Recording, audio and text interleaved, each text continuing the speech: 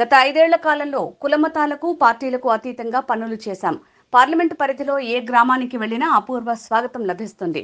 Drugs import కేసులో కంపెనీలో ఉన్న డైరెక్టర్తో గతంలో దిగిన ఫోటోతో రాజకీయం చేస్తున్నారు. డ్రగ్స్ కేసు విషయంలో ఇప్పటికే ఎలక్షన్ కమిషన్ ను కలిసి ఫిర్యాదు చేశా. తొందరలోనే పరువు నష్టం దావా వేస్తాను. దానికి సమాధానం చెప్పాలి అని లావు శ్రీకృష్ణ దేవరాయలు అన్నారు. దానిపైన అంటే మరి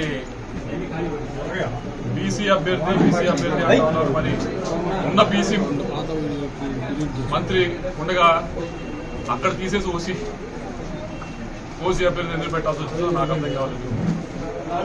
ఇప్పుడు రాష్ట్రం మొత్తం మీద చూసినా కానీ మీరు చూస్తూ ఉన్నారు ఎన్ని చోట్ల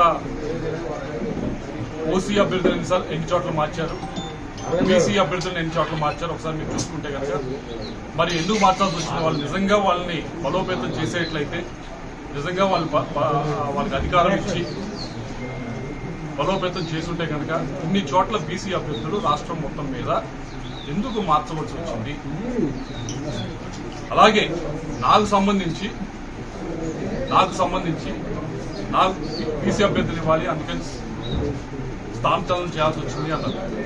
చాలా చోట్ల మా నియోజకవర్గంలోనే మీరు చూస్తూ ఉన్నారు గడిచిన 15 రోజుల నుంచి 20 రోజుల నుంచి కూడా ఓసీ అభ్యర్థుల దగ్గర చాలా వ్యతిరేకత మూట కట్టుకొని ఎమ్మెల్యేలు ఇబ్బంది పడతా ఉన్నారు.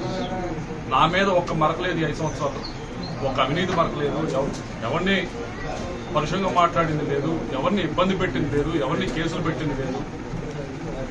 మరి అక్కడ మార్చకుండా నా దగ్గరికి వచ్చే దగ్గరికే ఎందుకు ఆలోచన వచ్చిందో మరి వాళ్ళు సమాధానం చెప్తే. రెండోది, బీసీ అభ్యర్థులు ఇక్కడ ఈ జిల్లాలో లేరా ఇవ్వడానికి? ఈ జిల్లాలో బీసీ మరి అభ్యర్థులు దొరకలేదా? మూడోది, ఎందుకు రాష్ట్రం మొత్తం మీద ఇంతమంది బీసీ అభ్యర్థులను మార్చారు, ఓసీ అభ్యర్థులను మార్చారు? ఈ మూడింటి సమాధానం చెప్పిన తర్వాత నేను చెప్తాను.